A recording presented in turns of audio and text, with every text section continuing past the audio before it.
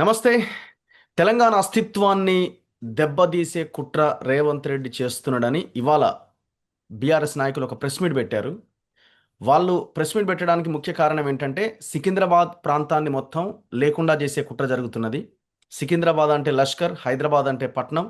So అలాంటి పేరు గల్ల ఈ సికింద్రాబాద్ని ఆ పేరుని మొత్తం తీసేసే కుట్ర జరుగుతున్నది అని వాళ్ళు మల్కాజ్గిరి హఠావో సికింద్రాబాద్ బచావో అని ఒక నినాదం తీసుకొని వాళ్ళ పెద్ద ఎత్తున ఆందోళన చేశారు. అది కొంత ఉద్రిక్తతకు దారితీసింది. ఆ తర్వాత వాళ్ళు ప్రెస్ మీట్ పెట్టారు బీఆర్ఎస్ నాయకులు.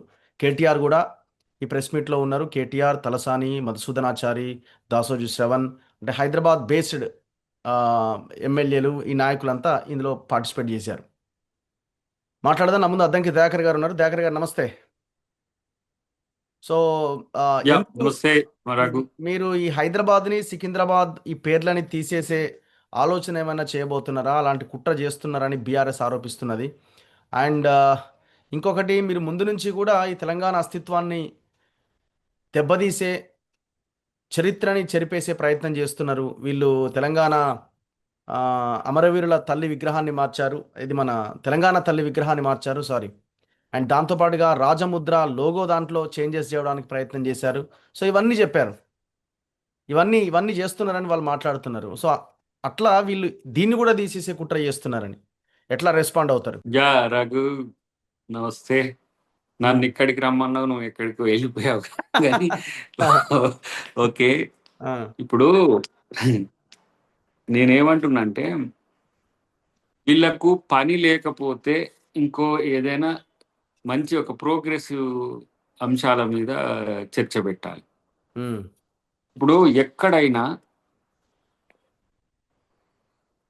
జిల్లాల మార్పు, జిల్లాలు తీసివేస్తారు అని చెప్పేసి ఎక్కడనైనా నోటిఫికేషన్ ప్రభుత్వం ఇచ్చిందా? ఉమ్. అంటే ఏదో లీక్ ఇచ్చిరా మరి ఏమన్నా? ఈరోజు తెలంగాణ ఉమ్, తెలంగాణ అస్తిత్వము అని ప్రస్తావన తెచ్చే నైతిక హక్కు బీఆర్ఎస్ నేతలకు ఉందా? ఓకే. బీఆర్ఎస్ అంటే ఏంటి? భారత భారత్ రాష్ట్ర సమితి. రాష్ట్ర సమితి.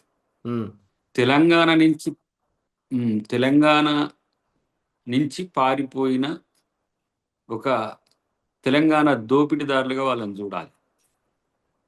తెలంగాణను దోచుకున్న తర్వాత ఇక్కడిది చాలా ఇంకా పెద్దగా కావాలని చెప్పేసి భారతదేశంలో గుణాత్మక మార్పుకై చేసి భారత రాష్ట్ర సమితిని తన పార్టీలో నుంచి తెలంగాణను తీసేసిన వాళ్ళు తెలంగాణ అస్తిత్వం గురించి మాట్లాడుతుండ్రా? ఉమ్, ఆ నైతిక హక్కు ఉందా? ఓకే. కాబట్టి ఇవాళ జిల్లాల మార్పు అనేది గతంలో ఉద్యమ కాలంలో ఒక చర్చ ఏముండే అంటే, పాత పాత కాదు 17 జిల్లాలను చేసుకుంటే ఎంపీ కాన్స్టిట్యున్సీల వైజ్గా మనం ఉమ్, 17 జిల్లాలు చేసుకుంటే బాగుంటుంది పరిపాలనకు కూడా. ఎంపీ ఒక సెగ్మెంట్ అవుతుంది. ఎంపీ సెగ్మెంట్లో ఉన్న 7 ఎమ్మెల్యే కాన్స్టిట్యున్సీస్ ఒక దాంట్లోనే వస్తాయని చెప్పి ఒక ప్రయత్నం అప్పుడు చేసినాం. ఉమ్, ప్రయత్నం అంటే చర్చ ఏముంది, అప్పుడు ప్రభుత్వం మనం లేం కానీ ఓకే. ఇట్లనే జేఏసీలో చర్చలు చేసేటప్పుడు, లేకపోతే టీఆర్ఎస్ ఆయన మాట్లాడేటప్పుడు, ఇంకెవరో మాట్లాడేటప్పుడు ఇట్లా చేసుకుంటే మంచిదని ఒక చూచే అభిప్రాయం అప్పుడు ఉన్నాం. ఉమ్, మనోడు 33 జిల్లాలు ఏ ప్రాతిపదికన చేసిండో చెప్పిండా? ఎవరికైనా చెప్పిండా? ఇలా తుంగతుర్తే చూడు, ఇప్పుడు 3 జిల్లాల్లో ఉంది. ఉమ్, అట్లా కొడంగల్ అంతే, అవును. గద్వాల అంతే. ఇట్లా మీరు చూసుకుంటే కొన్ని నియోజకవర్గాలు 4 వాటిలలో ఉన్నది కూడా. నేను పనిచేసిన జనగాం జిల్లాలో ఇప్పుడు మన పాలకుర్తి ఉమ్. ఎన్ని, దాదాపు 2-3 అంటే ఇప్పుడు జిల్లాలలో. ఇప్పుడు మనం అనేది కూడా ఏంటంటే, మేము అనేది ఏంటంటే, సరే మండలాలు, ఇప్పుడు మీరు అంటున్న తుంగతుర్తి ఎగ్జాంపుల్ చెప్పారు. 3 జిల్లాల పరిధిలో మీ నియోజకవర్గం ఉన్నది. సో అట్లాంటివి అశాస్త్రీయంగా ఉన్నవి శాస్త్రీయ పద్ధతిలో తేవాలి. చాలామంది డిమాండ్స్ ఉన్నాయి. 10 కిలోమీటర్ల దూరంలో ఉన్న మండలాన్ని పక్కన, జిల్లాని పక్కన పెట్టి ఎక్కడో 50 కిలోమీటర్ల దాంట్లో కలిపిరన్న, ఇది ప్రజల నుంచి వస్తున్న డిమాండ్సే. అది అది ఓకే, అంతవరకు ఓకే, ఇప్పుడు దాన్ని ఎవరు కాదంటలేరు. కానీ ఇక్కడ ప్రశ్న ఎక్కడ, మీరు జిల్లాలను ముట్టుకోబోతున్నారు. మొన్న ఏకంగా హరీష్ రావు ప్రెస్ మీట్ పెట్టింది, సిద్దిపేటను మారిస్తే ఖబర్దారని, సిరిసిల్లను మార్చబోతున్నారని. ఇప్పుడు ఏకంగా సికింద్రాబాద్ని అతిపెద్ద ఇది మున్సిపల్ కార్పొరేషన్ చేయండి. సో మల్కాజ్గిరి మీద ఫోకస్ దాని పేరుని, అంటే అటు ఇటు మల్కాజ్గిరి అనేలాగా దాన్ని ఫోకస్ చేస్తున్నారు. సికింద్రాబాద్ని పక్కన పెడుతున్నారు. ఆ పేర్లకు సంబంధించిన వ్యవహారం కదా ఇది, ఇప్పుడు జరుగుతున్న చర్చ. వాళ్ళకి ఏందంటే, ఇప్పుడు మున్సిపల్ ఎలక్షన్స్ వస్తున్నాయి కాబట్టి ఆ, ఈ ఈ జిల్లాల పేర్లు జిల్లాలు మారుస్తుండ్రు, సికింద్రాబాద్ను తీసేస్తుండ్రు, ఇంకో దాన్ని పెడుతుండ్రు అని చెప్పడం వల్ల ఉమ్, రాజకీయ లబ్ధి కోసం తప్పితే ఏ రోజైనా వాళ్ళు ప్రజా ప్రయోజనం కోసమో ఇంకో ఆ, ప్రజల యొక్క సామాజిక ప్రయోజనం కోసమో చేసింది ఏమీ లేదు బీఆర్ఎస్. ఉమ్, ఎప్పుడు వ్యక్తిగత ప్రయోజనం, పార్టీ ప్రయోజనం, రాజకీయ ఉమ్, ప్రయోజనం, స్వార్థ ప్రయోజనం. ఈరోజు ఎవరైనా మల్కాజ్గిరిని సికింద్రాబాద్నో లేకపోతే సిరిసిల్లనో లేకపోతే సిద్దిపేటనో తీసేస్తా అని ఎవరైనా చెప్తుంటారు. మనం చేయబోతున్న పని ఏంది? ఒక సైంటిఫిక్ అప్రోచ్లో ఎట్లా చేస్తే బాగుంటుందని ఒక రిటైర్డ్ జడ్జితోని మనం ఒక కమిషన్ వేద్దామనే ఆలోచన చేస్తున్నాం.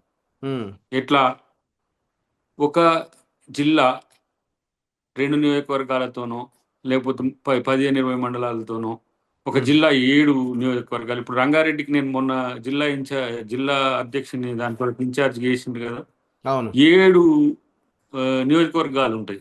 ఉమ్, అతిపెద్ద జిల్లా అది.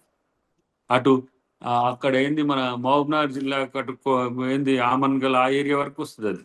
ఉమ్, ఓకే. ఇటు చేవెళ్ళ నుంచి మొదలు పెడితే అంటే ఉమ్, కొన్ని జిల్లాలు పెద్దగా, కొన్ని జిల్లాలు డెమోగ్రఫిక్ గా, జాగ్రఫిక్ అంటే భౌగోళికంగా విస్తీర్ణంలో పెద్దగా ఉన్నాయి, ఆ, జనాభా ప్రాతిపదికన కూడా పెద్దగా ఉన్నాయి, కొన్ని చిన్నగా ఉన్నాయి. ఓకే. ఇప్పుడు ఇట్లాంటి వాటిని మనం ఏ విధంగా చేస్తే బాగుంటుందో ఒక ఆలోచన చేద్దామని ముందు పెడితే ఉమ్, ఇంకా ఆయన కూర్చొని సిద్దిపేటలో ఆయన సిగ్గు లేకుండా ఆయన సిద్దిపేటను తీసేస్తారని అంటాడు. ఉమ్, ఈ ఈయన ఉండే సికింద్రాబాద్ లేపేస్తే ముక్కలు ముక్కలు చేద్దామని మానవుడు అంటాడు ఇది తలసారి. ఆ, ఇంకో ఈయన పోయి మావునారు పోయి నారాయణ ఖేడ్ని తీసేసి చూస్తాం. ఉమ్, తీసేస్తామని చెప్పింది ఎవర్రా బాబు? మీకు అసలు అర్థం కాదు. ఉమ్, ఉన్న వాటిని మరింత వాటిని ఎట్లా ఎంపవర్ చేయడానికి మనం ఎట్లా కేంద్రీకృతంగా ఉండాలి. జిల్లా హెడ్ క్వార్టర్ అంటే మనం ఇలా కలెక్టరేట్ ఇచ్చినాం, మిగతా ఆర్డీఓ కానీ ఇతర ఆఫీసులు అన్ని కూడా ఎస్టాబ్లిష్మెంట్స్ అయినాయి. వాటిని మనము రిడ్రెసల్ కూడా ఎట్లా చేసుకోవచ్చు అన్నాం. కానీ తీసేస్తామని చెప్పినట్టుగా ఏదో హైదరాబాద్ అస్తిత్వం పోతుంది, సికింద్రాబాద్ అస్తిత్వం పోతుంది, లేకపోతే తెలంగాణ అస్తిత్వం పోతుందని ఇప్పుడు వీళ్ళు అరవడం వెనుక అసలు కారణం ఎన్నికలు తప్పితే మరొకటే కనబడుతుంది ఉమ్, లేదు. అసలు ఎట్లా ఉంటే మంచిదో మీరు ఒక నోటి ఉమ్, అదే ప్రెస్ మీట్ పెట్టి ఇట్లనే ఉండాలి, లేకపోతే మాకు ఇట్లా మారిస్తే మేము ఊకోం అని అంటుండ్రు కదా. ఉమ్, ఇలా మేము మార్చేయడానికి ప్రయత్నం చేస్తున్నామన్న ప్రచారం వెనుక ఉన్న కుట్రేమో రాజకీయం అయితే, మార్చకుండా వాటిని ఏ విధంగా అదనపు జిల్లాలు కూడా తేవాలని ఒక ఆలోచన ఉన్నట్టుగా నాకు కనిపిస్తున్నది. ఎందుకంటే మొత్తంగా ప్రభుత్వ పరిశీలనను మనం గమనిస్తే ఇంకా 1, 2, 3 కొత్త జిల్లాలు వస్తేనే మంచిది అన్నట్టు మనం చేస్తాం. మీకు తీసేస్తామని అంటారు. ఉమ్, 33 పెట్టిన వాళ్ళు ఇంకో 3 పెట్టుకుంటే ఏమన్నా నష్టం వస్తుందా? ఉమ్. దాన్ని కూడా స్ట్రీమ్ లైన్ చేసుకోవడానికి ఒక అవకాశం ప్రభుత్వం ఉంటుంది కదా. ఎందుకు క్లారిటీ ఇచ్చే ప్రయత్నం చేస్తలేదు? ఈ గందరగోళానికి అరే తెరతీసే కమిషన్ ఇచ్చే ప్రయత్నం చేస్తలేదు. రికమెండేషన్స్ బట్టి కదా మనం చేసేది. ఉమ్. ఏదో ప్రభుత్వం ఇప్పుడు లీక్ ఒక లీక్ కమిషన్, మరి ఈ లీకులన్నీ ఎక్కడి నుంచి వస్తున్నాయి? వీళ్ళకి లీకులు వస్తున్నాయా? వీళ్ళే క్రియేట్ చేసుకుంటున్నారా? వీళ్ళే వీళ్ళే లీక్ వీళ్ళే ఉమ్, లీక్ రాజాలంతా ఇక ఎవరు కనబడుతూనే ఉంది కదా. ముందు ముందు పోయి మాట్లాడి ఆ ఉమ్. అంత కొన్ని రెచ్చగొట్టి కొన్ని ఏంది సందర్భాల్లో చేసేది ఎవరెవరు ఎట్లుంటది అంటే చేస్తారు మనం కనబడుతూనే ఉంది కదా. లాస్ట్ కేటీఆర్ కి లాస్ట్ వీళ్ళ గవర్నమెంట్ ఇటువైపు హయాంలో కూడా చూసినాం. హరీష్ రావు. ఎట్లుంటదంటే ఒక ఒక లీక్ ఇచ్చి దాని మీద వాళ్ళు కొట్టుకపోతా ఉంటారు. అంటే దాని మీద నడుస్తుంటది చర్చ, అసలైన ఇష్యూస్ అని డైవర్ట్ అవుతుంటాయి. ఆ ప్రయత్నం కూడా అయి ఉండొచ్చేమో కాదా? లీక్ అనేది కాదు, నేరుగా ముఖ్యమంత్రి గారే మాట్లాడిండు, 2 సార్లు ప్రెస్ మీట్ లో మాట్లాడిండు, ఉమ్, నేరుగానే మాట్లాడిండు కదా. లీక్లు ఏం కాదు కదా. ఎక్కడన్నా ఉమ్, మేము అది చేస్తాం, ఇది తీసేస్తాం, అది అట్టుంటది, ఇది ఉంటది. ఇలా సోషల్ మీడియానే ఈ దరిద్రులంతా కూడా ఇప్పుడు వీళ్ళు ఉమ్, ఏమంటాము ఒక తరహా ఇప్పుడు ఇప్పుడు వెంకరెడ్డి గారి మీద ఎట్లా ఉమ్, చేసిండ్రు అట్లనే ప్రతి దాన్ని వీళ్ళే ఒకటి క్రియేట్ చేసి ప్రభుత్వం ఇస్తున్నట్టు లీక్ ఇచ్చుడు, దాని మీద వీళ్ళే ప్రెస్ మీట్ పెట్టరు. పని లేదు కదా. ఉమ్, ఆ పని చేయాల్సిన వాడేమో పోయి ఇంట్లో పండుకున్నాడు. ఉమ్, వీళ్ళకేమో తరీక తెలియదు, ఎట్లా మూవ్ కావాలనేది తెలియదు. ఏదో అబద్ధాలను అట్నో ఇట్నో చేసి ఉనికిని కాపాడుకునే ప్రయత్నం తప్పితే. ఉమ్, ఇంకా ఉమ్, నాకు అనిపిస్తుంది ఏంటంటే కేసీఆర్ రాకపోతే పార్టీ అటు ఇటు అయి పుసుక్కున ఉమ్. 2వ ప్లేస్కి ఏడ బీజేపీ వస్తుందో అన్న భయం పడ్డది వీళ్ళకి ఇప్పుడు. ఓకే. అందుకనే ఈ అరుసుడంతా ఇదని జిల్లాలని లేకపోతే ఇంకోటని ఎవరికి ఏ నష్టము వచ్చే ప్రసక్తి ఉండదు. అన్నిటికంటే ముఖ్యంగా తెలంగాణ అస్తిత్వానికి ఎవరు కూడా నష్టం చెయ్యరు, చెయ్యలేరు కూడా. అది మొన్న కూడా చెప్పిండ్రు వారు, సభా సాక్షిగా చెప్పిండ్రు. ఉమ్, ఏమని? దేవుని మీద ఆనా అని చెప్పిండు. ఉమ్, ఇంకా సిగ్గు లేకుండా ఎందుకే ఈ మాటలు, వీళ్ళు మాట్లాడే మాటలు. ఉమ్, ఒక కమిట్మెంట్ ఉండదు, ఒకటి ఏది ఉండదు. ఇవాళ ఏం ప్రోగ్రామ్ ఉండాలి, ఇలా ప్రెస్లో ఉండాలంటే ఏం చేయాలి, ఇంకో కాంట్రాక్ట్ క్రియేట్ చేయాలి. వీళ్ళే ఏలతో ఇంతకు ముందు ఆడ ఏదో చేసిండు కదా అక్కడ, ఏది ఎస్యు భూముల దగ్గర, అట్లా ఉమ్. వీళ్ళే ఒక ఒక వార్తని క్రియేట్ చేసుకొని దాన్ని ఖండించడానికి వీళ్ళే భాస్కర్ అవార్డు కొరకు కొట్లాడుతున్నట్టు కనపడుతుంది నాకంతా. కాబట్టి ఇంకా అవన్నీ పక్కన పెట్టి నిజాయితీగా ఒకవేళ మారొచ్చొద్దు అంటే మారుస్తున్న వాటి పట్ల మీరు పోయి కమిషన్ ముందు చెప్పొచ్చు, ఇవి ఇట్లా మారవద్దు ఇప్పుడు అని. సికింద్రాబాద్ ని మున్సిపల్ మార్చడం అంటే ఏంది? మున్సిపల్ మున్సిపల్ కార్పొరేషన్ చేయండి అన్నది డిమాండ్ చేస్తున్నారు వాళ్ళు. ఆ డిమాండ్ చేయండి, దాన్ని పరిశీలిద్దాము. ఉమ్, డిమాండ్ చేయడాన్ని వ్యతిరేకిస్తామా? ఉమ్. కానీ లేని అబద్ధాన్ని ఎందుకు చెప్తున్నాను? ఇప్పుడు మీకు అంటే మీకు ఇప్పుడు మీరు ప్రభుత్వంలో మీరు ఉన్నప్పుడు మీరు మీ మీ ఆలోచన ఎట్లుందంటే ఇప్పుడు హైదరాబాద్ని, ఇప్పుడు ఈ మహానగరాన్ని 150 డివిజన్లు 350 డివిజన్లు చేశారా, 350ని మూడు ముక్కలు చేయబోతున్నారు. ఒకటి మల్కాజ్గిరి అని, ఒకటి హైదరాబాద్ అని, ఇంకోటి అని. దాంట్లో సికింద్రాబాద్ అనే పేరు అనేది లేకుండా చేస్తున్నారు. సికింద్రాబాద్ అనే దాన్ని ఇంకొక కార్పొరేషన్ సపరేట్ ఉంచాల్సిందే అన్నది వాళ్ళది, వాళ్ళ లైన్. ఇప్పుడు అర్థమైంటది కదా మీకు? ఇంకా ఇంతవరకు అయితే సరే, ఆ, తలసాని గారు కూడా ఎక్స్ అఫీషియో ఉన్నాడు గ్రేటర్ కౌన్సిల్లో. ఉమ్, నేనేమంటున్నంటే ఎప్పుడన్నా చర్చ వచ్చిందా? ఉమ్, మొన్న కూడా వాళ్ళు ఏం పెట్టిండ్రు ఎరికేనా? ఏదో ఉంది కదా హిల్ట్ పాలసీ. ఉమ్, హిల్ట్ పాలసీ మీద కౌన్సిల్ చేయడానికి వస్తున్నారు. ఉమ్. అదొక ఏంటిది, అది చట్టంలో మనం చేయాల్సింది. అసలు ఇది మున్సిపాలిటీల మర్జర్ అనేది, మున్సిపాలిటీస్ లోకల్ బాడీస్ మర్జర్ అనేది ముందే అది ఉద్దేశించి పెట్టింది. ఎందుకంటే ఓఆర్ఆర్ను లోపల మొత్తం హైదరాబాద్ సిటీని చేద్దామనే ఉద్దేశంతో కోర్ టీమ్, ఏది క్యూర్ అర్బన్ ఎకనామిక్ రీజియన్ అంతా ఒక సెటప్ చేస్తున్నారు. ఆ క్రమంలో అసలు ఈస్ట్ వెస్ట్ అని కొంతమంది, నార్త్ సౌత్ అని కొంతమంది, ఇంకా కొంతమంది మిత్రులు ఏమంటుండ్రు, మూడు చేస్తే బాగుంటది, ఇప్పుడు హైదరాబాద్ సికింద్రాబాద్ సైబరాబాద్ లెక్క అని అట్లా చర్చలు వస్తున్నాయి తప్పితే, వీళ్ళు మళ్ళీ ఇది కూడా ఇట్లనే ఉమ్. సికింద్రాబాద్ ఉనికి లేకుండా చేస్తానికి అని సికింద్రాబాద్ నువ్వు నేను లేకుండా చేస్తానికి అయితే ఉంటుందా? అది 200 ఏళ్ళ చరిత్ర ఉంది సికింద్రాబాద్కు. అంటే పేరు పేరు దాని లేకపోతే అస్తిత్వాన్ని ఆటోమేటిక్ గా ఎవరో ఒక జనరేషన్ పక్కన మారిపోద్ది కదా. పెడుతున్నట్టుగా ప్రచారం చేసి అసలు ఇంతవరకు దాని మీద చర్చనే లేదు. ఆ, ఏది గ్రేట్ రైట్ సంబంధించిన అంశంలో సీరియస్ ఇన్స్టిగేషనే లేదు. అది వచ్చినప్పుడు మీరు ప్రపోజల్స్ పెట్టుకొని ఇగో ఇట్లా ఏమంటావు, ఏమంటారు నేను అనేది ఏంటంటే ఇప్పుడు మీరు వాళ్ళు మల్కాజ్గిరి ఒకటి, చెప్పడానికి. సైబరాబాద్ ఒకటి, ఇంకోటి అన్నప్పుడు ఆ పేరే అన్నది ఈ మూడిట్లో దేనికి లేకపోతే ఇక ఇప్పుడు హైదరాబాద్ జనరేషన్ సికింద్రాబాద్ సికింద్రాబాద్ సైబరాబాద్ గుర్తుంటదేమో అని కానీ ఇప్పుడు ఆ, ఒక ప్రాంతం కింద ఉండిపోతుంది హైదరాబాద్ సికింద్రాబాద్ సికింద్రాబాద్ అన్నది. సైబరాబాద్ అనేది ఇప్పుడు నడుస్తూనే ఉన్నాయి కదా ఆల్రెడీ ఆ, ఆల్మోస్ట్ ఆల్. ఆ, మనం ఇప్పుడు పోలీస్ ఏంది మన ఆ, ఏమంటారు సెంటర్స్ కూడా అట్లా చేస్తున్నాం. కానీ అసలు మున్సిపల్ విషయంలో ఇప్పటికైతే రెండు చేస్తే బాగుంటుందనే ప్రతిపాదన వచ్చింది. చాలా మంది దాని మీద ఒక అభిప్రాయానికి వచ్చింది. ఓకే. అయితే ఇక్కడ మూడోది కూడా చేస్తే బాగుంటుందని అన్నారు, కానీ అసలు మూడో దానికి ఇంతవరకు ఇంకా రూపమే లేదు. ఉమ్, కాబట్టి వీళ్ళ ఊహాగానాలు అట్లా ఉన్నాయనేది ఒకటి. రెండోది సరే, మీకు అనుమానం వచ్చినప్పుడు ఇలాంటివి ఏమంటాము, ప్రెస్ మీట్లు పెట్టడము, ఇట్లా చేస్తే బాగుండదు అనడము, ఇది బాగానే ఉంటది. కానీ దాన్ని రెచ్చగొట్టే విధంగా ప్రజలు అది తీసేస్తారట, ఉమ్, ఇది అవతల పెడతారట, ఇది ఇక్కడ పెడతారట. ఎవరు చెప్పింది? ఉమ్, చెప్పని విషయాలన్నీ కూడా తీసుకొచ్చి ముందర పెట్టి, నేను నా దృష్టిలో అయితే దేడిది మార్గాలు కూడా ఇట్లా చేయరు. ఇది ఉమ్. పద్ధతి కూడా కాదు. ఓకే. అంటే పిచ్చోళ్ళు కూడా ఇట్లాంటివి చేయరు. లేని వాటిని సృష్టించడం అనేది ఎందుకు చేస్తున్నారు? మీరు దేనికోసం చేస్తున్నారు? అంటే ఒకవైపు ఏమో ఆంధ్ర తెలంగాణ వచ్చినప్పుడు కృష్ణా జలాలన్నింటినీ ఆంధ్రాకి ఇస్తుండని చెప్పి ఆడ సెంటిమెంట్ రగిల్చాలి. జిల్లాల కాడికి వచ్చినప్పుడు మన జిల్లాలు తీసేస్తారట్రా అని చెప్పేసి ఇట్లా ఇక్కడ ప్రజల్లో కోపాతాపాలు పెరిగేటట్టు చేయాలి. ఎంతసేపటికి వీళ్ళ బతుకు ఇది తప్పితే, ఎప్పటి నుంచైనా సరే వాళ్ళు ప్రభుత్వంలో ఉన్నా విపక్షంలో ఉన్నా ఉద్యమకాలంలో అయినా వాళ్ళు చేసిన పని ఇదే. ఉమ్, ఇంకా ఎన్ని రోజులు నడుస్తుంది ఇట్లాంటి ఆ, అరిగిన రికార్డులన్నీ ఎవరు పట్టించుకుంటారు మిమ్మల్ని? ఒక నిర్మాణాత్మక దృష్టితో ఉన్న ప్రతిపక్షం అయితే ఇట్లా ప్రజల మధ్యన వైరుధ్యాలు పెంచే ప్రయత్నం చేస్తారా? వాళ్ళకు జిల్లాల తగాదాలు వస్తే వాళ్ళకి నష్టం లేదు, రాష్ట్రాల తగాదాలు వస్తే నష్టం లేదు, ప్రజలు కొట్టాడుకుంటే నష్టం లేదు. ప్రజలు చచ్చిపోతే కూడా ఇంతకుముందు మీరు అన్నారుగా, యథాలాపంగా అన్నారుగా అమరవీరుల స్తూపాన్ని కూడా మారుతుందని. అమరవీరులు చచ్చినా కూడా వీళ్ళకేమన్నా ఉండేనా? ఉమ్. ఏం చేసింది చెప్పండి అమరవీరుల కోసం? వీళ్ళు తెలంగాణ తెలంగాణ తల్లి విగ్రహాన్ని. తెలంగాణ తల్లి విగ్రహాన్ని వాళ్ళు పెట్టుకున్న తల్లి విగ్రహాన్ని వాళ్ళు మరి ఎందుకు చేయలేదు? వాళ్ళ ఉమ్, తల్లికి కూడా వాళ్ళు న్యాయం చేయలేదు కదా.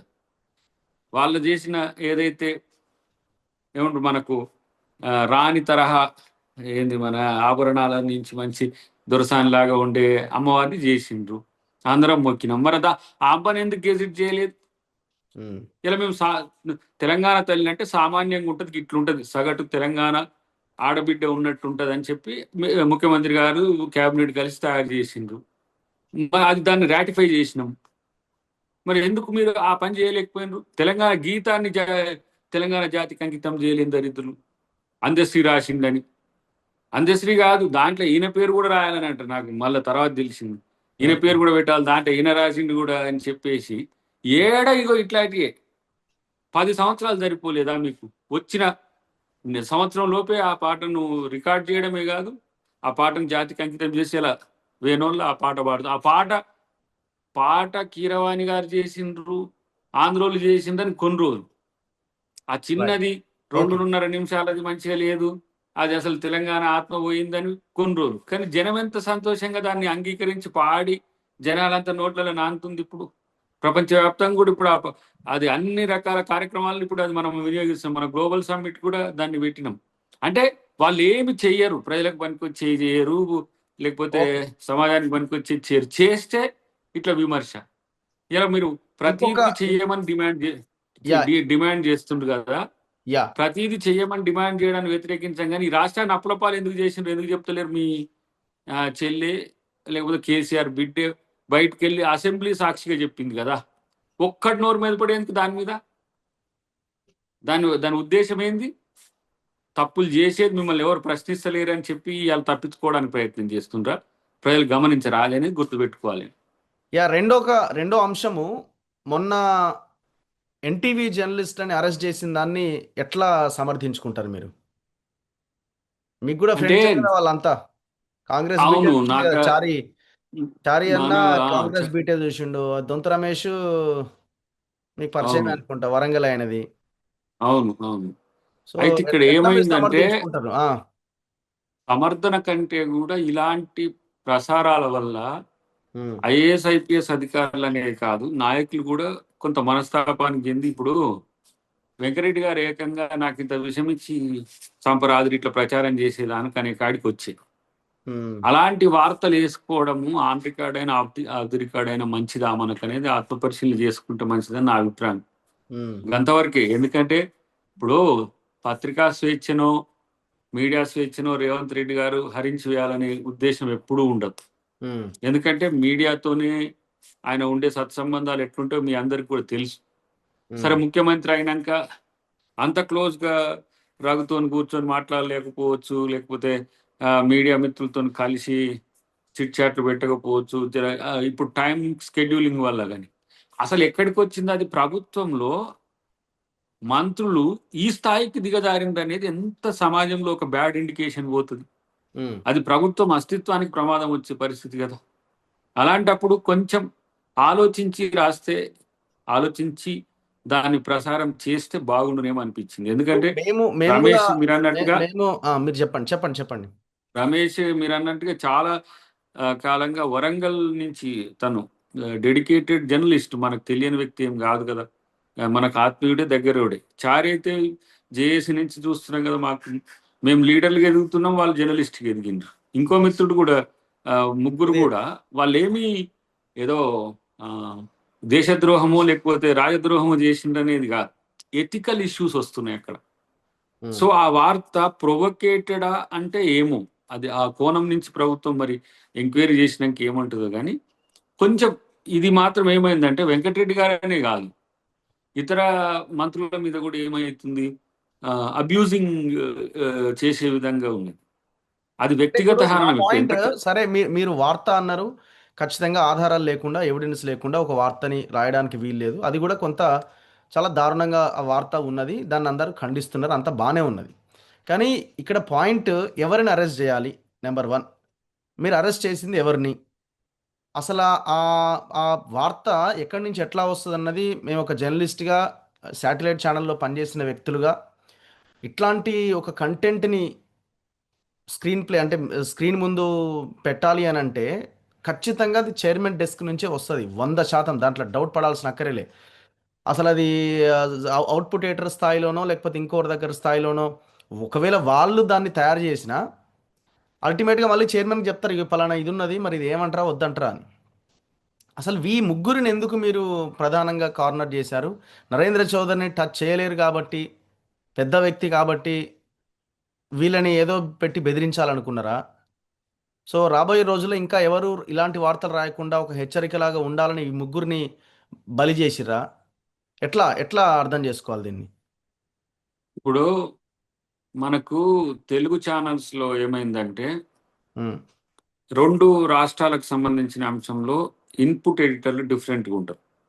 ఉమ్, ఏది రెండు ప్రాంతాల్లో టెలికాస్ట్ అయ్యేదానికి.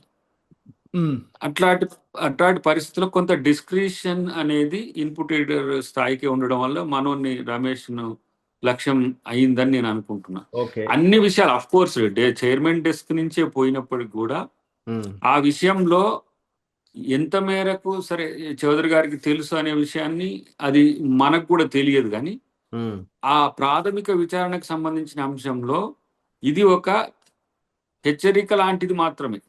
ఉమ్, అంటే ఇట్లాంటి మీకు ఏ స్వేచ్ఛ ఈ సీఎం మీదనే ఏంది బైక్ మీద తిరుగుతున్నాడు అని రాసి ఉమ్, ఇంకా ఇంకా అనెతికల్ గా ఎన్నెన్ని ప్రచారాలు చేస్తుండ్రు మంత్రుల మీద అయ్యన్ని. ఉమ్. దాని విషయంలో ఏ రోజైనా ముఖ్యమంత్రి గారిని ఇట్లా నవ్వుకుంటాడు ఆయన. ఎవరు ఇక అదొక కార్టూన్ ఆ టైపు బైక్ లో ఆ అయిపోతుంది. బైక్ మీద వచ్చిందన్నది బీఆర్ఎస్ వాళ్ళు లేకపోతే అవతల ఉన్న ఎవరో ఒకరు క్రియేట్ చేసిన ఒక ఒక పేజ్ అండి అది. అంటే ఒక పేపర్లో వచ్చిన వార్తలాగా క్రియేట్ నేనేమంటున్నా చేసి అంటే సోషల్ మీడియాలో పేపర్లు వదిలేన్నారు వచ్చే దాన్ని. వార్త ఉమ్, మనం ఇక్కడ ఒకటి ఆలోచించాలి రఘు. ఒకటి ఆ, ఉమ్, ఇప్పుడు మెయిన్ స్ట్రీమ్ మీడియాలో పత్రికలు, టీవీ సంస్థలు ఉన్నాయి. కొన్ని అధికారికంగా పబ్లిక్ డొమైన్ లో ఉండే వెబ్సైట్లు కూడా ఉన్నాయి. వెబ్సైట్ ద్వారా జరిగేవి కూడా ఉన్నాయి. ఉమ్, సెకండరీ మనకు సోషల్ మీడియా. థర్డ్ ఇవి ఏది ప్రాపగండా ఛానల్స్ ఉంటాయి. ఉమ్, వాటికి ఊరు పేరు ఏది ఉండదు. కానీ ఇక్కడ ఏమైతుందంటే ఈ ప్రాపగండా ఛానల్స్ లో వచ్చే కంటెంట్ మెయిన్ స్ట్రీమ్ ఛానల్స్ లో వస్తే ఏమవుతుందంటే దీనికి దానికి తేడా ఉంది. ఉమ్, ఇప్పుడు మన తొలి వెలుగు అనేది ఒకటి చెప్తుంది అని అంటే అరెస్ట్ కానీ కాదు, దేనికైనా సిద్ధపడి మీరు చెప్తారు. మీరు అవును. ఏమన్నా లీగల్ గా తీసుకోరని చెప్తారు. ఎవరు అని అంటే మీరు, తర్వాత మీ బాస్ వస్తాడు లెక్కకు. ఉమ్, కానీ ఇక్కడ వీళ్ళకి అసలు ఏది లేదు.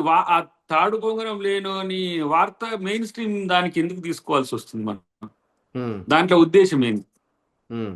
అది తెలిసి ఆ, జరిగిందా, ఇప్పుడు తెలియక జరిగిందా? నేనేమంటున్నా దాన్ని ఖండించాల్సిందే అంటున్నాం మేము కూడా. దాంట్లో ఏమి ఇది లేదు కానీ మీరు బాధ్యుల్ని ఎవరు చేస్తున్నారు అన్నది ఒకటి. రెండోది ఇప్పుడు ఏం సాధించినారు? సిట్ వేశారు సార్. నాది ఒకటే క్వశ్చన్. సిట్ వేశారు. సిట్లో 8 మంది అధికారులను పెట్టారు. దానికి సజ్జనార్ నేతృత్వం వహిస్తున్నాడు. ఆయన కూడా చాలా అగ్రెసివ్గా మాట్లాడిండు. ఇదంతా బాగానే ఉన్నది. ఇప్పుడు సిట్ ఏం తేల్చాలా? దీని వెనకాల ఎవరున్నారో తేల్చాలి. తేలుస్తారా? అది మీ ఇప్పుడు పార్టీకి సంబంధించిన ప్రాథమికంగా నాయకులే ఎవరన్నా చేయించిర్రా అనే ఒక ఎలిగేషనో లేకపోతే ఆరోపణో స్పెక్యులేషనో ఉన్నప్పుడు అదే నిజమైతే ఆ పేరును సిట్ బయట పెడుతుందా? ఏం తెలుస్తుంది దీని ఇప్పుడు ద్వారా? రఘుకు నేనే చెప్పిన, ఉమ్, తొలి వెలుగులో ఈ వార్త రావాలి రఘు అని చెప్పిన. ఉమ్, discretion up to you. You um. Are the held responsible. Okay. Vicarious liability కింద మీ ఓనర్ కూడా ఉంటది. అది నువ్వే అయితే నువ్వే బాధ్యుని అవుతావు.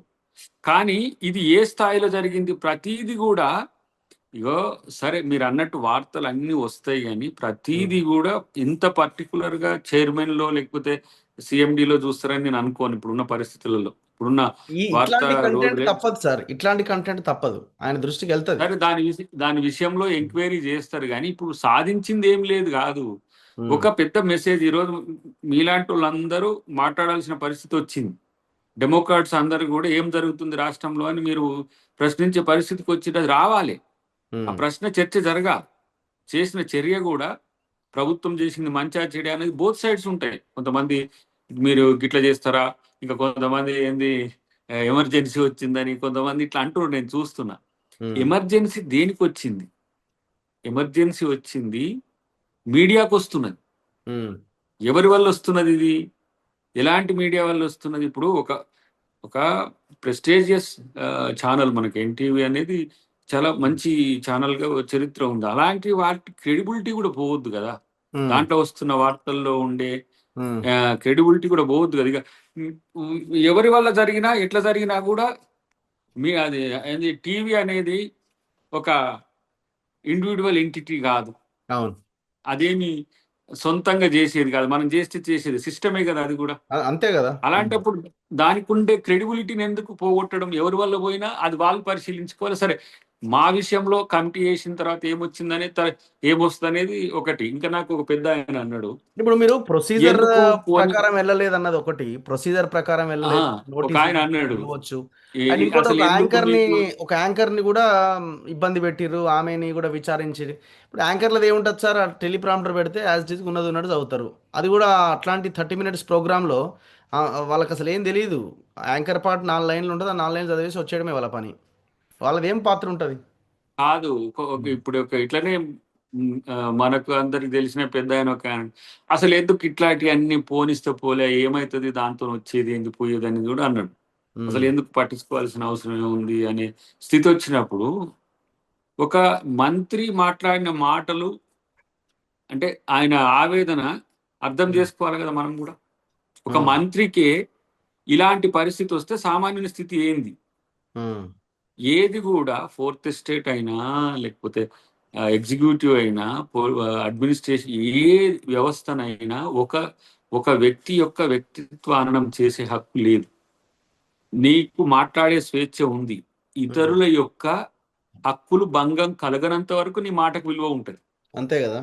దాన్ని ఆ పరిధిని దాటినాక నేను తప్పు చేస్తా కానీ నా మీద చర్యలు తీసుకోవద్దు.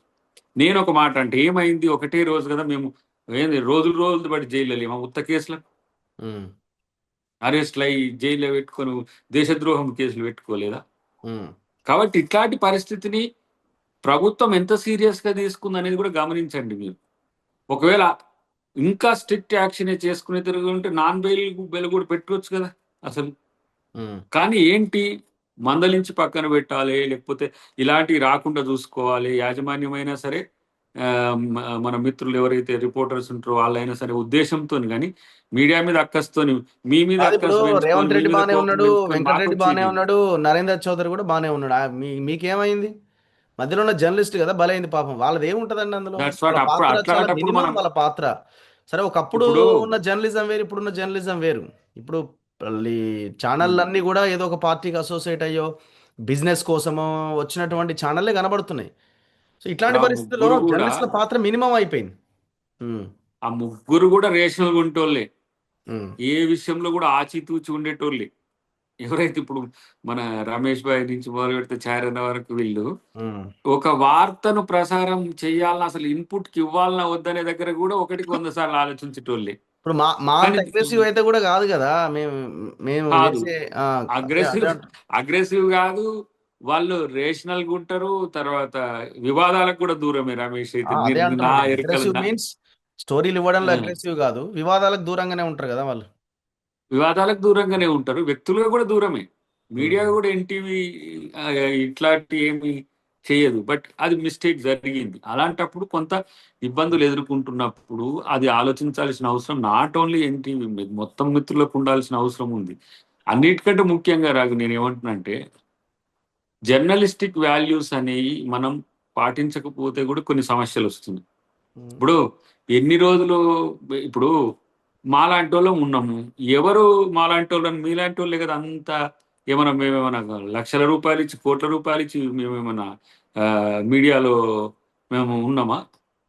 ఉమ్. వాళ్ళంతా ఇప్పుడు రమేష్ అయినా, చారి అయినా, మీరైనా, ఎవరైనా మమ్మల్ని మా దగ్గర ఇంటర్వ్యూలు తీసుకొని మా దగ్గర, అది ఎవరు రేవంత్ అన్న కాంక్షించి మొదలు పెడితే, అవును. నాట్ ఈవెన్ మీ ముఖ్యమంత్రి గారి నుంచి మొదలు పెడితే, వెంకరెడ్డి గారైనా ఇంకెవరైనా సరే, మీలాంటి వాళ్ళు వచ్చి మమ్మల్ని ప్రచారంలో పెడితేనే కదా మేము లైమ్ లైట్ లోకి అంటే వచ్చింది. ఒక ఒక అలాంటప్పుడు పాయింట్, మీ మీద వెంకటరెడ్డి ప్రెస్ మీట్ లో రేవంత్ రెడ్డి వీడియో కూడా ఉందే, అట్లొచ్చింది, నేను కూడా చూసిన ఆ వీడియో. అంటే అది అది ప్రస్తావించడం తోటి ఇది రేవంత్ రెడ్డి చేయించిండేమో అని ప్రజలు అనుకుంటారేమో అని ముఖ్యమంత్రి కొంత ఎక్కువగా ఇదైపోయి దీని మీద ఎక్కువ సీరియస్ అయ్యి యాక్షన్ ప్లాన్లోకి దిగిండా? ఆయన ఏమైనా నొప్పించి ఇది అట్లని కూడా చేసిండా? కాదు. ఇప్పుడు ఆ? అట్లా కొన్ని ఒకసారి సభలో కూడా మాట్లాడండి రేవంత్ రెడ్డి గారు. ఉమ్, మా పర్సనల్ గా మా ఇంటి మీదకి, మా ఇంట్లో ఆడవాళ్ళ మీదకి, మా ఇంట్లో కుటుంబ సభ్యుల మీదకి కూడా వస్తారా అని చెప్పేసి చాలా సీరియస్ పదజాలంతోనే అప్పుడు సభల్లోనే మాట్లాడింది. చాలా మందికి సరే అప్పుడు అనలేక అనలేదు. ఓకే. తొక్కుతా అని ఇట్లాంటి కొన్ని కొన్ని స్టేట్మెంట్స్ ఆయన ఏదైనా శైలిలో ఇచ్చింది. కొంచెము ఇర్రేషనల్ గా ఉండే వాటి పట్ల జాగ్రత్తగా ఉండాల్సిన అవసరం మన మిత్రులకు కూడా ఉంది. హ్మ్. ఎందుకంటే మేము కూడా జర్నలిస్ట్ సమాజం నుంచి, జర్నలిస్ట్ సమాజం గురించి, జర్నలిస్ట్ సమాజం నుంచి వచ్చిన వాళ్ళమే కాబట్టి ఆ విలువలు ఎట్లుంటాయి, దానికి సంబంధించి ఎంత త్యాగాలు ఉంటాయి, ఇవి తెలియని వ్యక్తులం కాము కదా. తను కూడా ముఖ్యమంత్రి గారైనా ఎవరైనా ఇప్పుడు హ్మ్. ఒక మాట అనుకుందాం. కాని కాని మాటను మీరు పబ్లిసైజ్ చేస్తే దాన్ని మార్చుకోవడానికి ఎంత నీవు జీవితకాలం కష్టపడ్డా కాదు. అలాంటి చేయడం అనేది ఎంత మేరకు సబబు అనే దాని విషయంలో ఆలోచించాల్సిన అవసరం ఉంది. ఇప్పుడు కొంచెం నా ఆ! దృష్టిలో ఏందంటే ఈ సోషల్ మీడియా కూడా అనను. సోషల్ మీడియాలో చాలా మంది 90% వాళ్ళు ఉన్న వాస్తవాలు చెప్తున్నారు సోషల్ మీడియాలో. హ్మ్. కానీ ఈ ఏవైతే ఈ ప్రాపగండా పార్టీల ప్రాపగండా పేరు మీద వస్తున్న ఛానల్స్ మీడియాలో ఉంటాయి కదా, ప్రాపగండా టీమ్ అవి వాటిని మనం టీవీ ఛానల్ ఏ పార్టీకి ప్రాపగండా చేయవు. లీన్ ఉంటాయి. లీన్ అంటే హ్మ్. కొంచెం అటు టిల్ట్ అవుతాయి. వాళ్ళకి అనుకూలంగా రాస్తాయి, వీళ్ళకి కొన్ని ఎవరికి అనుకూలంగా ఉండవు, కొన్ని ఎటు న్యాయం ఉంటే అటు చేస్తాయి. కానీ కొందరు మాత్రం ఉద్దేశపూర్వకంగా చేసే వాటి లాగా సరే ఇప్పుడు ఇప్పుడు మనం మీరు ఆ లెక్కన మీరు చూసుకుంటే మీరు చూడండి. ప్రతి పార్టీకి సోషల్ మీడియా ఉంది. సరే ఒక పార్టీకి ఎక్కువ ఉండొచ్చు. ఒక పార్టీకి పైసలు ఎక్కువ ఖర్చు పెట్టి బాగా చేస్తుండొచ్చు. కొంతమంది లీడర్లు కూడా సెపరేట్‌గా 20, 30 మంది టీమ్‌ని పెట్టుకొని ఉన్న కొంతమంది ఎంపీలు, లీడర్లు కూడా ఉన్నారు సోషల్ మీడియాలో.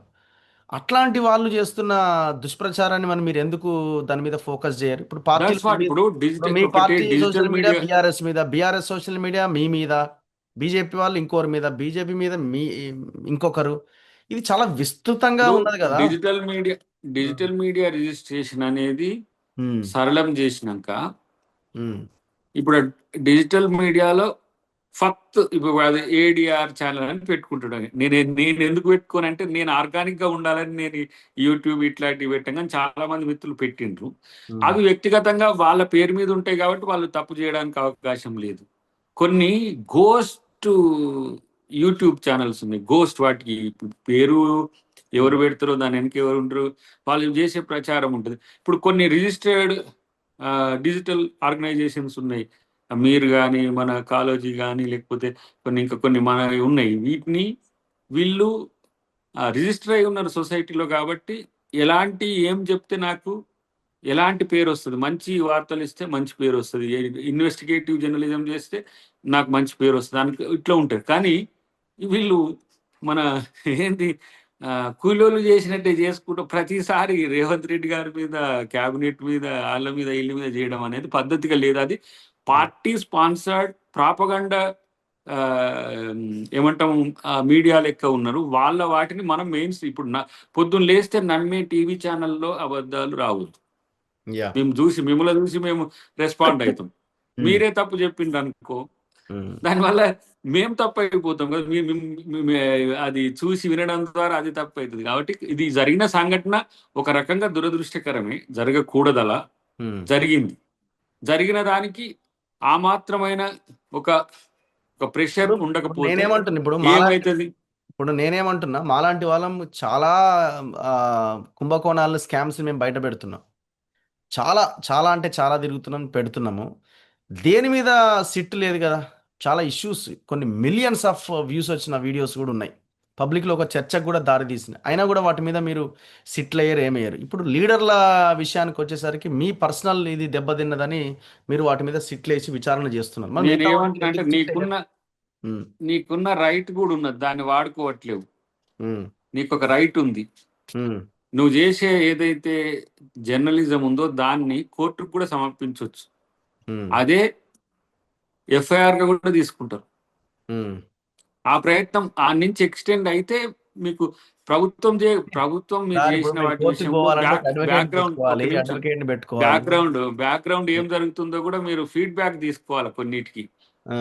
మీరు చేసిన వార్తా కథనాల్లో హ్మ్. దాని తర్వాత జరిగిన ఇప్పుడు ఇంతకు ముందు కొంతమంది చేసేటోళ్ళు దీని ఏంది ఎఫెక్ట్ అని చెప్పేసి, మా టీవీ ఎఫెక్ట్, మా అవును. పేపర్ ఎఫెక్ట్ అని మళ్ళీ సబ్ టైటిల్. నీ నీ టీవీ ఎఫెక్ట్ ఏందో నువ్వు ఒకసారి వెనకసారి నువ్వు చేసిన వాటి విషయాల్లో జరిగిన సంఘటనలు కూడా నువ్వు సరి చూసుకో, ఎందుకంటే నువ్వు చేసుకుంటూ పోతూనే ఉన్నావు అంతే. కరెక్ట్. కాబట్టి డెఫినెట్ గా వాటికి అది తప్పు అయితే వాళ్ళని ఇంకా కరెక్ట్ చేయడానికి ప్రభుత్వం ఏం ప్రయత్నం చేయదు. యా. బట్ వేరే నేను అంటే ఈ సెన్సిటివ్ అంశం ఇంత కీ కీన్ గా ఎందుకు చర్చిస్తున్నా అంటే, ఇప్పుడు మమ్మల్ని కూడా అంటారు చాలా మంది, ఉమ్. ఫలానా ఆయన చెప్తున్న దానికి నువ్వు ఎందుకు పోతావు, వాళ్ళు మనకు వ్యతిరేకం. ఉమ్. ఫలానోళ్ళు చేస్తున్న దానికి నువ్వు ఎందుకు పోతావు, ఆ. వాళ్ళు ముఖ్యమంత్రిని టార్గెట్ చేస్తుంది. యా. ఫలానోళ్ళు చేసిన దానికి ఎందుకు పోతున్నావు, మన ఉమ్. జిల్లా మంత్రులు ఇట్లా అంటుండ్రు, ఫలానా ఇట్లా వస్తాయి. నేను ఉమ్. మీడియాగా చూస్తా.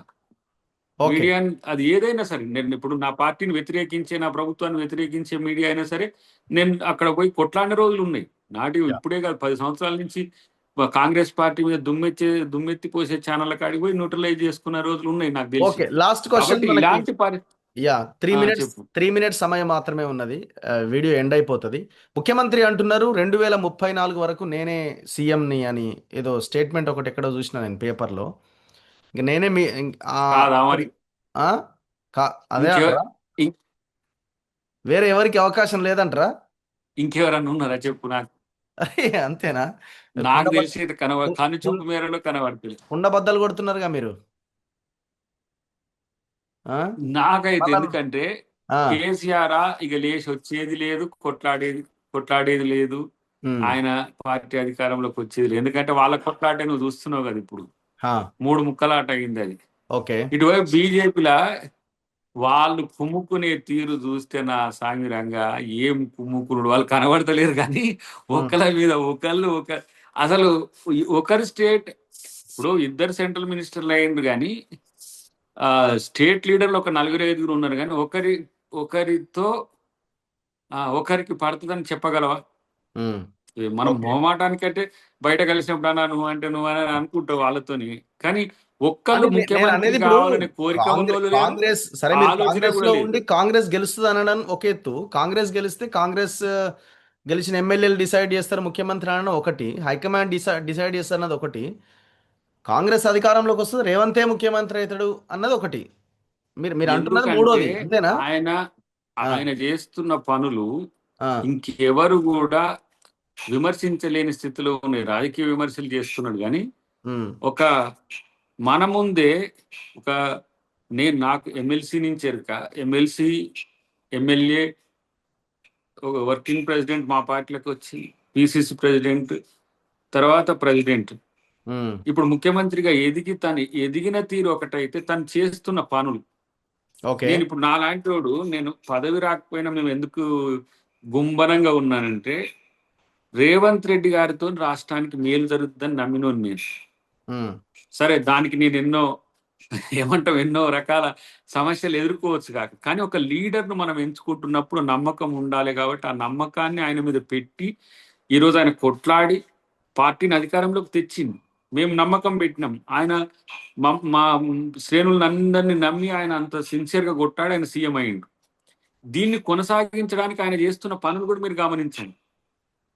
ఎలాంటి కార్యక్రమాలు చేస్తున్నాడు, ఎట్లాంటి అంశాలతో ప్రజల్లోకి 1 సెకండ్ పోతున్నాడు, ఆగండి, ఇంకొక ప్రజలు ఎట్లా ఇంకొక లింక్ తనను పంపిస్తున్నా ఆదరిస్తున్నది మీకు, నేను ఇంకొక ప్రత్యక్షంగా లింక్ పంపిస్తున్నా, చూస్తున్నాను. ఇంకొక కాబట్టి లింక్. అంతా ఈరోజు ఒక రకంగా చెప్పాలంటే అన్ని డిపార్ట్మెంట్ల ఒక్క మీద నిమిషం తనకు అవగాహన దయాకర్ గారు. పెరగడంతో పాటు మంత్రులతో సఖ్యత కానీ, కాబట్టి ఇలా రేవంత్ రెడ్డి గారికి బయటి పార్టీల నుంచి ఎవరు పోటీ లేరు. ఎట్లా నేను అడిగేది బయటి ఇంటర్నల్ పార్టీ గా కాదు, కూడా సొంత పార్టీ. అందరినీ మంచిగా చర్చ సొంత చేసుకోవడంతో పార్టీ, పాటు చర్చ సొంత పార్టీ కదా. అందరికీ నమ్మకాన్ని ఇవ్వగలుగుతున్నాడు. ఇంటర్నల్ గా గతంలో ముఖ్యమంత్రులకు ఎవరైతే పోటీ పడ్డారో, ముఖ్యమంత్రి కోసమని, ఆ అధికారం కోసం పోటీ పడ్డ వాళ్ళందరూ కూడా కోపపడిండ్రు ఇప్పుడు. ఉమ్. తర్వాత తను మరింత రెట్టించిన ఉత్సాహంతో తను చేసే పనుల వల్ల ఏమవుతుందంటే, మళ్ళీ కాంగ్రెస్ పార్టీ అధికారంలోకి రావడానికి తనే చోదక శక్తి అవుతున్నాడు. అది తనకు అడ్వాంటేజ్. రెండవది, ఎక్కడ ఎవరికి కూడా ఎలాంటి ఇబ్బందులు కూడా కల్పించే పరిస్థితి చేయట్లేదు. ఉమ్. ఫ్రీ అండ్ ఫెయిర్ గా మంత్రులైనా, పార్టీ అయినా, ఇంకెవరైనా సరే వాళ్ళ వాళ్ళ విధుల్లో వాళ్ళు సక్రమంగా ఉండేటట్టుగా ఉంటున్న పరిస్థితి. పార్టీకి ప్రభుత్వానికి మధ్యన సింక్రనైజేషన్ కూడా చాలా పాజిటివ్గా ఉంది. అటు మహేష్ కుమార్ గౌడ్ గారైనా ఇటు రేవంత్ రెడ్డి గారైనా ఇద్దరు ఒకరు పార్టీ హెడ్, ఒకరు ప్రభుత్వ హెడ్గా తీసుకుపోతున్న వైనం ఒకటి. ఆ కోఆర్డినేషన్ కూడా పాజిటివ్గా ఉన్న పరిస్థితి నేను చూస్తున్నా. కానీ ఇప్పుడు ఉమ్మడి రాష్ట్రంలో కూడా చాలా మంది ముఖ్యమంత్రుల కంటే చాలా వ్యవహారికంగా ఉంటున్న పరిస్థితి. నీకు ఒకటి చెప్పాలి, ఎందుకంటే ఈ గ్లోబల్ రైజింగ్ గ్లోబల్ సమ్మిట్ అప్పుడు తెలంగాణ రైజింగ్ దాంట్లో ట్రంప్ స్ట్రీట్ అని ఒకటి పెట్టింది.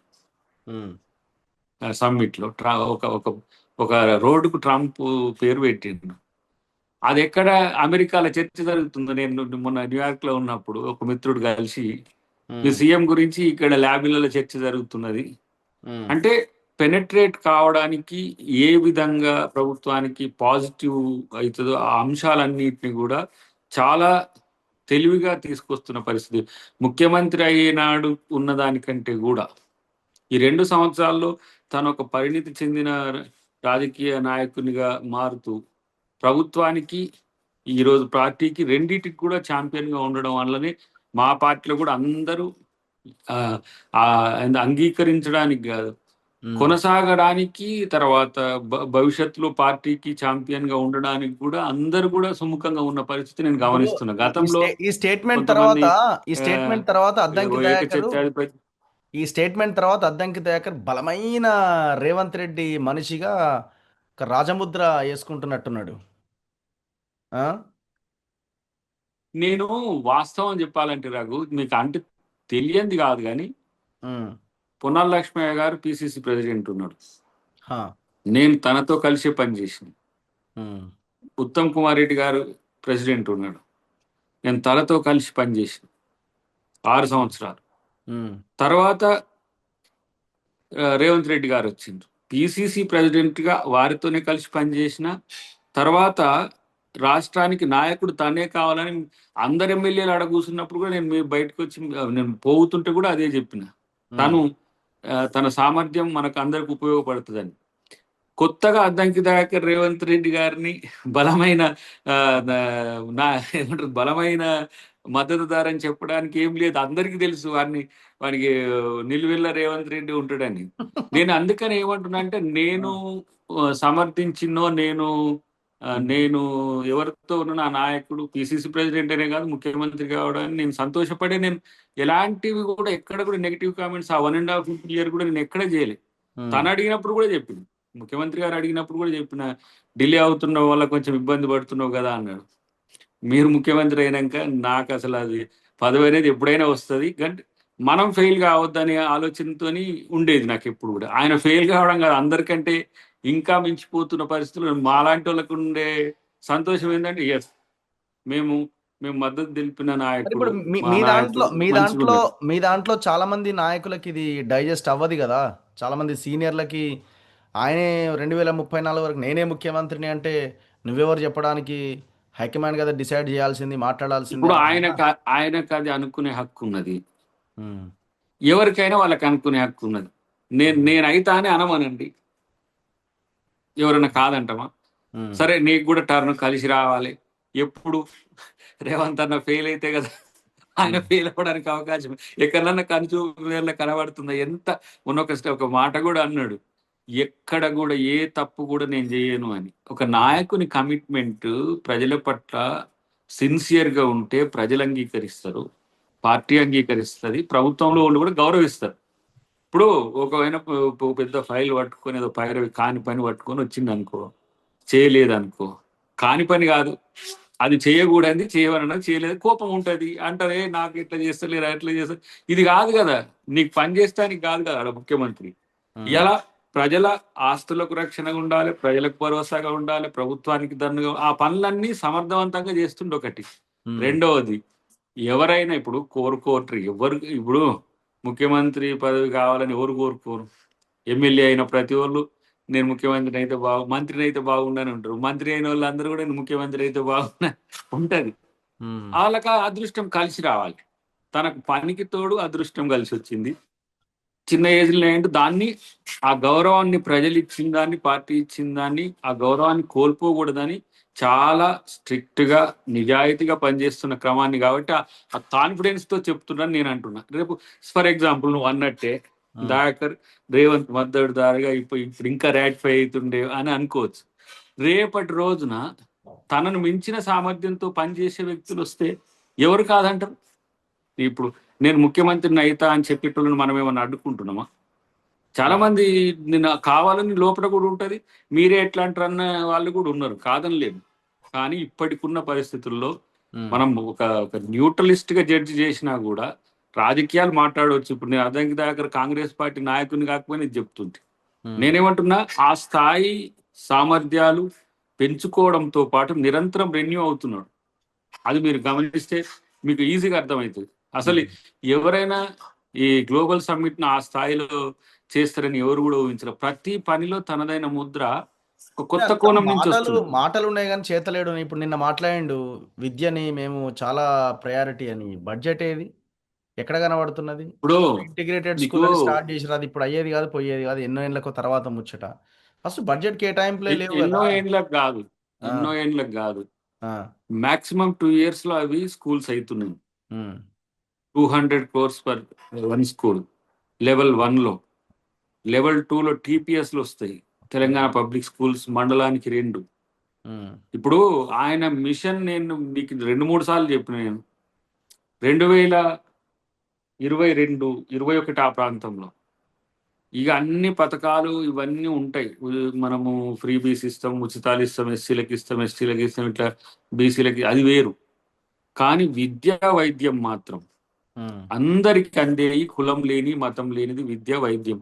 ఉమ్, ఒకరికి ఆపద వస్తే వైద్యం ఎంత ముఖ్యం, ఉమ్, ఒకరికి చదువు వస్తే ఎంత మేలు జరుగుతుందో తెలుసు. ఆయన ప్రతిసారి చెప్పే విషయంలో వాటికి ఎక్కడ కూడా కాంప్రమైజ్ కాదు. నేను మొన్న దామోదర నరసింహ గారితో కూడా కలిసినప్పుడు ఈ హాస్పిటల్స్ గురించి కూడా నేను వెరిఫై చేసిన. వాళ్ళు ఇప్పుడు ఉన్న హాస్పిటల్స్ అంతా కూడా కన్సాలిడేట్ చేస్తున్నారు.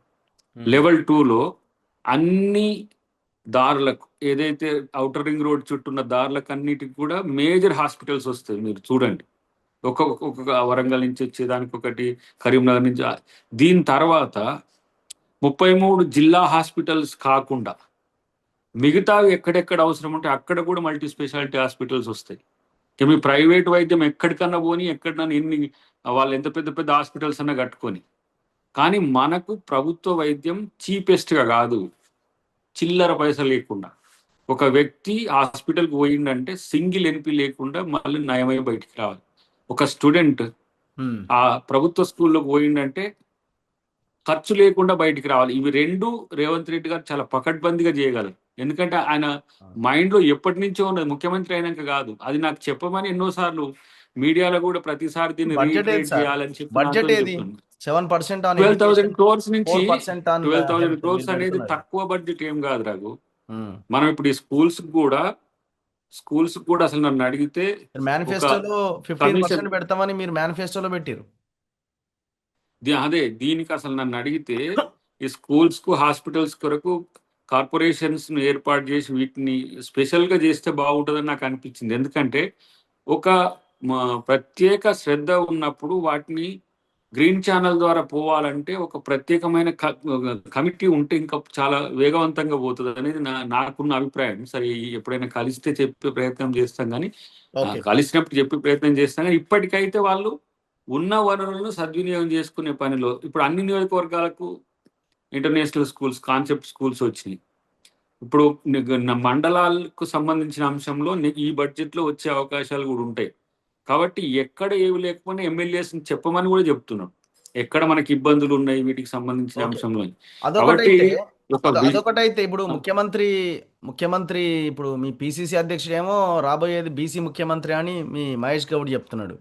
మీరు కూడా సామాజిక న్యాయం గురించి మాట్లాడతారు, ఎస్సీ ఎస్టీ బీసీ రాజ్యాధికారం గురించి. మరి 2034 దాకా అద్దంకి దయాకర్ రేవంత్ రెడ్డి ఉండాలని కోరుకుంటే మరి బీసీ ముఖ్యమంత్రి ఎప్పుడు కావాలా, బహుజన ముఖ్యమంత్రి ఎప్పుడు కావాలా? 34 తర్వాతేనా ఇక? నేనేమంటున్నా అంటే బీసీలైనా, ఎస్సీలైనా, ఎస్టీలైనా ఉమ్, ముఖ్యమంత్రి అయ్యే స్థాయిని తెచ్చుకుంటే ఆటోమేటిక్గా అవుతారు. ఉమ్, చేస్తే అయ్యే ముఖ్యమంత్రి కోరుకోకండి, ఉమ్, స్వతహాగా అయ్యే ముఖ్యమంత్రి కాండి. ఆయన ఎవరో చేస్తే ఈయన ఎవరు ఆ స్థాయికి రావాలి కదా. ఇప్పుడు టాప్ లో ఒక 5గురి పేర్లు ప్రస్తావన వచ్చినప్పుడు ముఖ్యమంత్రిగా ఉండాలనుకున్నప్పుడు, ఇప్పుడు రాజశేఖర రెడ్డి గారి సమయంలో రాజశేఖర రెడ్డి గారు అంత పాదయాత్ర చేసి అవన్నీ చేసినప్పుడు కూడా డిఎస్పీ ప్రపోజల్కి వచ్చింది ఉమ్, ముఖ్యమంత్రిని చేయాలని. ఆ ఎలిజిబిలిటీ రేంజ్ అట్లా తెచ్చుకోవాలి ఉమ్, ఎవరైనా సరే. ఇప్పుడు ఇప్పుడు ఎవరు తక్కువ, మహేష్ కుమార్ గౌడ్ గారు ఏం తక్కువ కాదు, లేకపోతే పొన్నం ప్రభాకర్ గారు ఏం తక్కువ కాదు, లేదంటే మన ఎవరు సురేఖకి ఏం తక్కువ కాదు. ఉమ్, ఇట్లా చూసుకుంటే పోతే బీసీలు ఎవరేమి తక్కువ నాలెడ్జ్తో లేరు. ఆ స్థాయిని మనం ఫ్లెక్సిబుల్ గా తెచ్చుకోవాలి. ఇప్పుడు ఉమ్. దళితుని ముఖ్యమంత్రి చేస్తా అని కేసీఆర్ అన్నాడు. కేసీఆర్ దళితుని ముఖ్యమంత్రి చేసినాక ఇక ఆయన ముఖ్యమంత్రి ఎట్లా అవుతాడు? ఈయన చేస్తే అయిండు కాబట్టి అదే. నీకు బానిసనే కనబడతాడు తప్పితే స్వతహాగా ఎదిగే స్థితి ఉండదు కదా. మేము ఇప్పుడు పంజాబ్ లో చేసినాం ఉమ్. చండీ గారిని. అంటే ఎంత నేను టాలెంటెడ్ అనేది ఆయన. ఏంటంటే ఆ ఫ్లెక్సిబుల్ లీడర్ తయారు కావడానికి ఇంకో ప్రయత్నం జరగాలి అని అంటే మనమంతా ఆ పుషప్ అనేది ఉండాలి కదా. మనం అంతా సపోర్ట్ చేయాలి, ఆ, రకరకాలుగా చేయాల్సి ఉంటుంది. కానీ మన మన మన మైండ్లోనే ఎవరు కాదు రేవంత్ రెడ్డి ఉండాలి అనుకున్నప్పుడు ఇక అవన్నీ పక్కకి వెళ్ళిపోతాయి కదా, కాదంట్రా?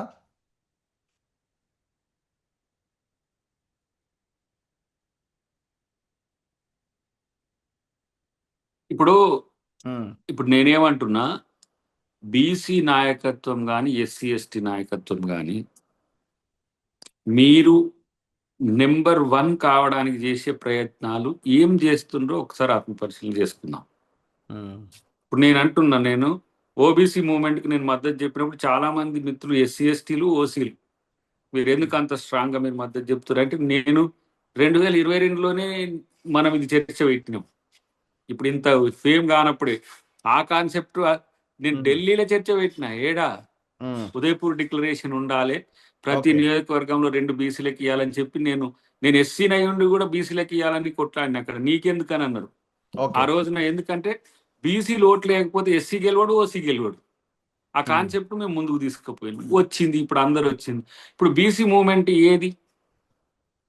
ఉమ్, ఇప్పుడు ఇప్పుడు ప్రభుత్వము ఈడ చేయకపోతే ఎవరో శత్రువు తెచ్చుకోలేని స్థితిలో ఉన్నామా మనం?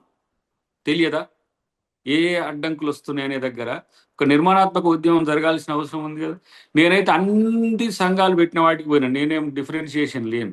ఉమ్. అటువైపు వాళ్ళు మన మన సార్ ఇప్పుడు విశారదన్ వాళ్ళు ఇవన్నీ మన కాదు, ఇగో రెండే, ఇగో ఆప్షన్ 1, ఆప్షన్ 2, ఆ, మన option A and option B. Dayakar గారు, ఆప్షన్ ఏ, ఆప్షన్ బి. ఆ, బీసీ ముఖ్యమంత్రి ఆ, కావాలన్నా, ఆప్షన్ బి రేవంతే ముఖ్యమంత్రిగా ఉండాలా? రెండే. ఒకదాన్ని టిక్ రేవంత్ పెట్టండి. రెడ్డి గారు ముఖ్యమంత్రిగా రేవంత్ రెడ్డి గారు ముఖ్యమంత్రిగా ఉంటాడు. ఆ, మీరు కూడా ముఖ్యమంత్రిగా ఎదగడానికి మీరు ప్రయత్నం చేయండి. ఎవరో ముందుకు రండి ఫస్ట్. నేను ముఖ్యమంత్రిని అయితే అనమానండి ఒకళ్ళని. ఆ, ఓకే.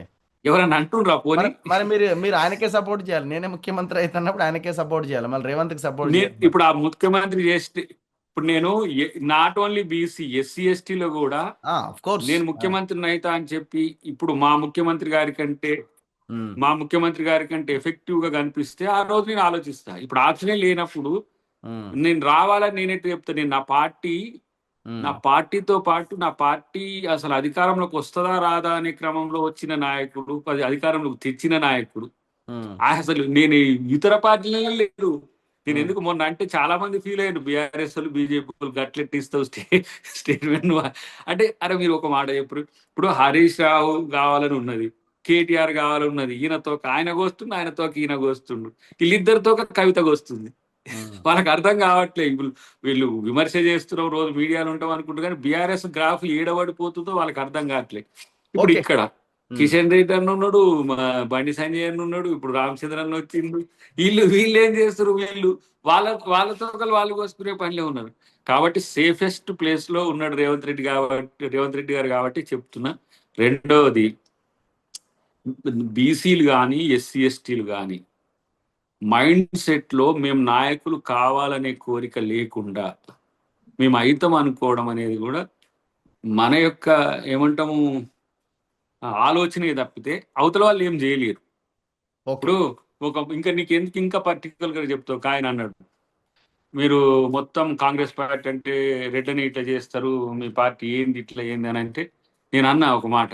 ఒక ఎస్సీని ఒక బీసీని నేను ఇట్లా ఇవన్నీ మీదేసుకొని చేస్తా అని ముందుకు వస్తే ఎవరు కాదంటారు? అంతకుముందు మేము చేసిన ప్రయత్నాలు చాలా ఉన్నాయి, నేను చెప్పలేను కానీ ఓకే. రేవంత్ రెడ్డి గారు పార్టీలోకి రాకంటే ముందు ఉమ్, బీసీ నాయకులను, ఎస్సీ నాయకులను కూడా ఎంతో ప్రయత్నం చేసినాం. ఉమ్, కానీ తను వచ్చినాకనే అది వెహికల్ చాలా ఫాస్ట్ గా వెళ్ళిపోయింది. కాబట్టి ఆ ధీమాతో చెప్తున్నా, డెఫినెట్ గా రైట్. ఇప్పటికీ రేవంత్ అన్న ఉన్నంత వరకు ఉమ్. ఆయన ఇక్కడ రాజకీయాలు చేసేంత వరకు ఆయనకు పోటీ లేకపోవడం అనేది ఆయన అదృష్టం అని నేను భావిస్తున్నాను. Anyway thank you very much Dayakar గారు, ధన్యవాదాలు. Thank you. చూద్దాం, చూస్తూనే ఉండండి మన తొలి వెలుగు. రైట్, కలుద్దాం. ఇంకెవరన్నా ఇంకెవరన్నా నీకు చెప్తే నాకు షోల్లోనే చెప్పు, అప్పుడు ఆలోచిద్దాం. ఎవరన్నా ఉండరా? Okay, thank you. Thank you. Done done. Thank you. Thank you. Thank you.